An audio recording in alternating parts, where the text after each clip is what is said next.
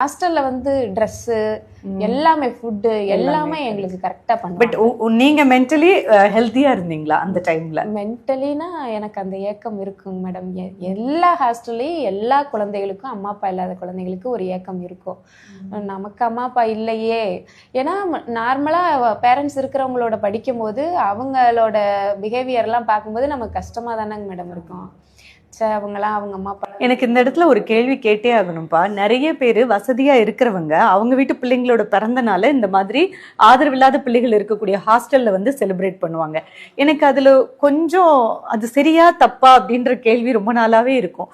நீங்க இந்த மாதிரி வந்து செலிப்ரேட் பண்ணும்போது எப்படி இருக்கும் அந்த உணர்வு? ரெண்டு வகையிலையும் பார்ப்போங்க மேடம். அவங்க செலிப்ரேட் பண்ணும்போது எங்களுக்கு ரொம்ப ஏக்கமா இருக்கும். நம்மள செலிப்ரேட் பண்ணா இப்படி யாரும் வரமாட்டாங்களா, இல்லையா, அவங்களாம் அப்படி பிறந்திருக்காங்க, நம்ம அப்படி பிறக்கலையே, நமக்கு அப்படி கொடுத்து வைக்கலையே கடவுள் அப்படின்னு தோணும்.